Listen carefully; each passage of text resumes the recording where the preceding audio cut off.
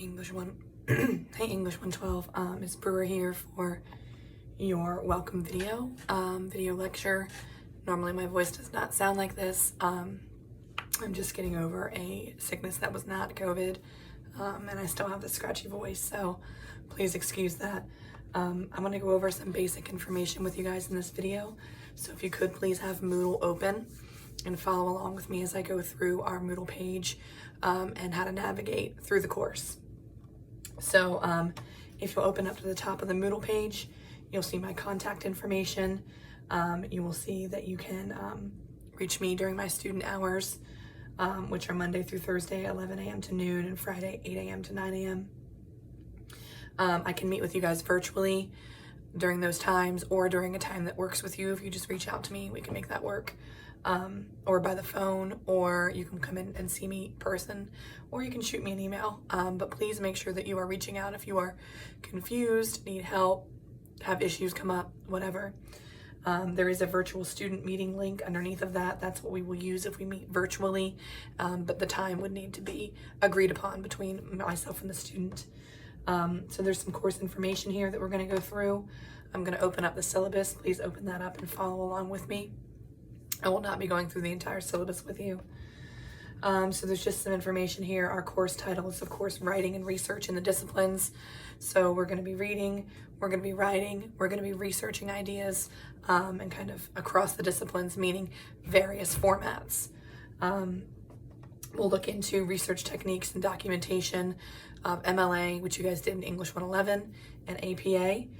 We'll also be looking at different styles of writing within MLA and APA, as well as business style writing and presenting. You have to have passed English 111, of course, to be here.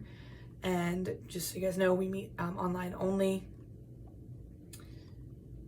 Your contact information is here. So you have my contact information, my phone number, my student hours. You have contact information for the chair of English. You have contact information for our Arts and Sciences Division Chair, and you have contact for the Dean of Arts and Sciences, who is also our Associate Vice President of Instruction. So if you scroll on down under grading, you'll see criteria. You guys have 4 different areas of grading. You have coursework, which will go throughout the course, and will include all of your building assignments. Your MLA format is 20% of your grade, and that covers a literary analysis of the poetry that we're going to read. You will have to do an MLA formatted formal thesis and outline and a final draft. So 2 grades make up that one assignment or that one category. For your APA format, these are your formal assignments.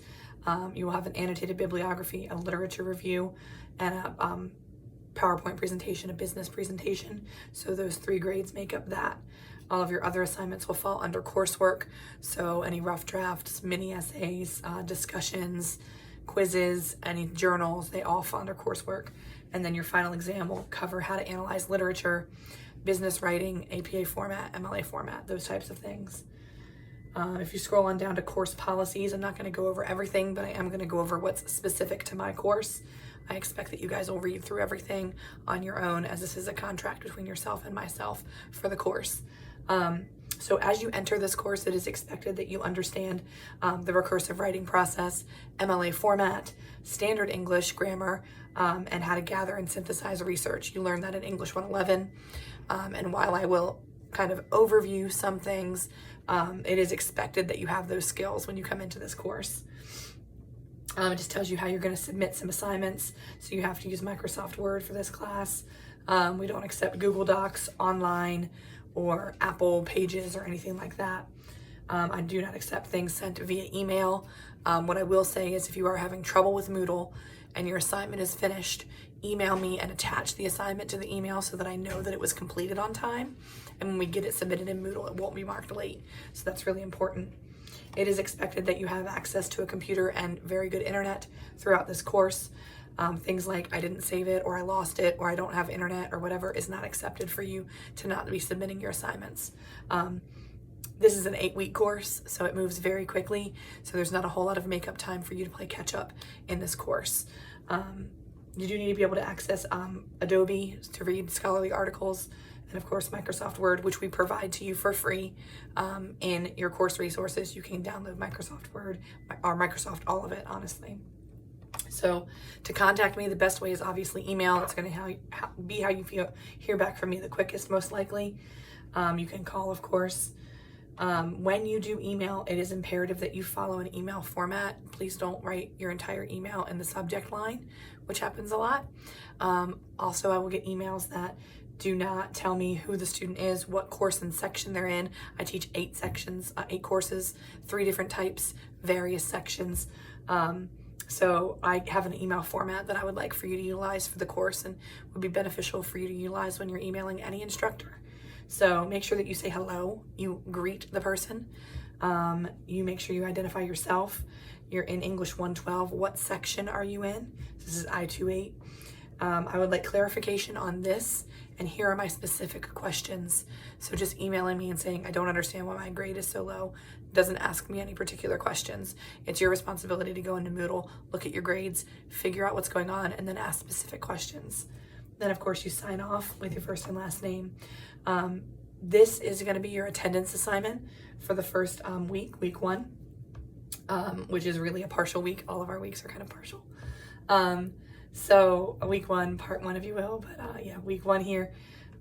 So you will need to, for your attendance assignment for this week, which is, it ends on the 17th, please make sure that you just write me an email in Moodle. So type it in Moodle in this format. That's your attendance assignment. There's your prompt. When you guys have attendance assignments, I usually will embed the prompt in my lecture video. This is ensuring that people are actually watching the lecture videos because they are imperative to your success in this course. Just be advised that any communication that takes place between me and the student is, or any communication taking place in the course is between myself and you, the student. So even if you have a FERPA form on file and your parent has the ability to speak with me regarding your grade, I will always be directing my communication to the student, not the parent. So if your parent emails me, I'm going to email you, and if there's a FERPA form on file, I will CC the parent on that email. So just let your parents know that if they have questions, they need to have you be your own advocate for your own education, and you need to reach out and ask those questions. When you submit assignments, make sure you're submitting them through Moodle. Please don't wait till the last minute. I do not accept attached documents that are not done in Microsoft. So I do not accept Apple Pages, I do not accept Google Docs, no links, anything like that. Microsoft Word and PowerPoint for your final presentation. For late work for my class, because this is an 8-week class, you have a due date and a deadline for work. So your deadline is 3 days after the due date. So I say it's due on this date, you have 3 days to turn it in, but every day that it's late, you lose 10% on that assignment grade. After the deadline, I will not accept the assignment. If something comes up, please make sure you reach out to me ahead of the due date so that we can work together to make sure that you're successful in the course. Grace periods do not apply to attendance assignments, as those are your attendance. That's how I take attendance in the class. So there are no grace periods for that, particularly for attendance.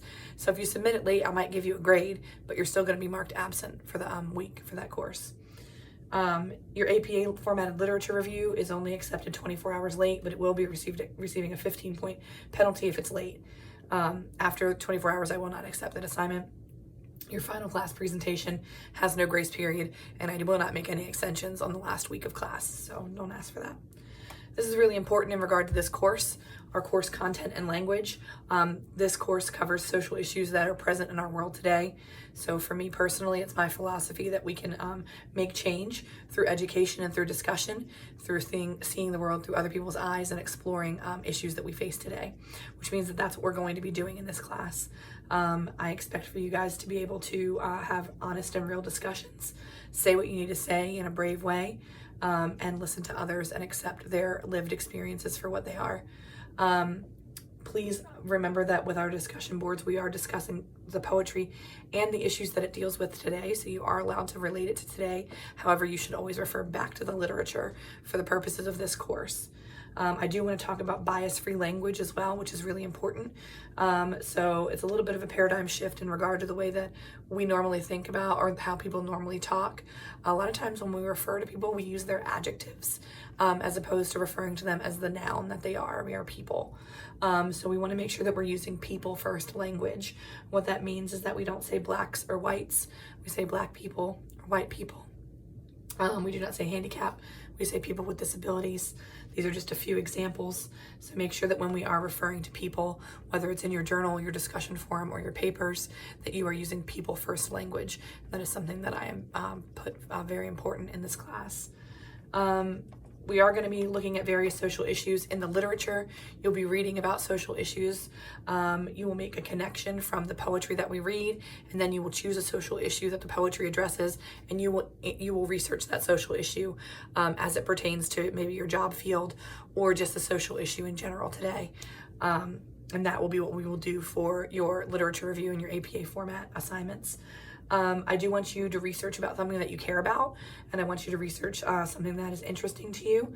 So please make sure when you're looking at these poems and you're looking at the social issues that they deal with and their themes, that you're digging deep. You don't have to take surface level, all right? They talk about a lot of different issues. So pick out stuff that's interesting to you. So that's just kind of my little caveat in regard to what this course is. It is thematic. So when you read your poetry, start looking for social issues that are popping up. See what you can find within the first 3 sections of poetry that are similar with their themes. And then you're going to write a paper that analyzes the poetry and one theme that's similar within certain poems. Then you will choose that social issue later and research that, applying it to your career field or applying it just in general as an issue that we face today. And when you do your business PowerPoint presentation at the end, you're going to locate an organization that deals with that particular issue and research what does it do for that issue and kind of tie everything up and tell us about the issue and what you researched in your literature review, how does it tie back to the poetry, and what does this organization do to address that issue. So that's how the entire course is very thematic and everything is tied together. Our plagiarism policy is really important, so make sure that you are not plagiarizing in this course. What that means is that you are not taking entire sections of papers and presenting it as your own. It means that you're not cutting and pasting things or just accidentally forgetting to cite your source. It's considered plagiarism, so be aware of our policy. The first offense of plagiarism is considered a 0 on the assignment, and then the second results in an F for the course. There are no exceptions to this rule, so make sure that you are not plagiarizing. If you wish to withdraw from the course, make sure you let me know so that I can process that. Coming back, your course information, you have your majors assignments are listed here. So what are your MLA assignments? What are your APA assignments? And then I have a note on discussion forums. We use a lot of discussion forums in this class. It's really important when you're doing your discussion forums that you are answering all of the parts of the questions fully, that you are referring to the text. Make sure you're meeting the minimum word count requirements, minimum, all right? That's important. Make sure that you are completely answering the question. And then when you are required to do peer responses, they need to be substantial. They should add something to the discussion. What I don't want to hear is, yes, Billy, the sky is blue. What a lovely shade of blue the sky is. Why do you think that the sky is blue, Billy? I don't want that kind of stuff. When you're replying to your peers, they need to be in-depth replies. Make sure that you're adding to the discussion, so you're giving a different perspective, additional examples from the text, additional examples from our lived experiences, and we are not evaluating our peers. That's not your job, that's mine. So there's no need to say great post or great reply. Okay, that's unnecessary. I'll make that decision. Coming back into Moodle, you'll see support. We'll utilize, if you want to utilize tutoring, this is available for you. If you wish to have live tutoring sessions, please let me know so I can do a referral. You can also use this to drop off your papers and get feedback before they are due. Your distance education contacts are here if you're having any trouble with the course. Technically, your free download of Microsoft Office is here. LRC is here, and then I encourage you very much to use Grammarly on all your assignments that you're turning into me. Basic grammar is an expectation, and Grammarly can help you with that if you're struggling. So for your enrollment procedure, please make sure you complete your enrollment assignment. If it's not completed by October 19th, you will be dropped from the course. However, your week 1 assignments will not open until you do this, and your week 1 assignments are due on October 17th. So make sure you do your enrollment assignment as soon as possible. If you have any questions about the course, please reach out and I'll be happy to help you with that. Remember that your attendance assignment for week 1 is embedded in this video. You will find a lecture video for week 1 in that section on Moodle. I'm looking forward to this course and talking about the poetry with you guys, and I hope that you do enjoy everything that we explore. Have a great week.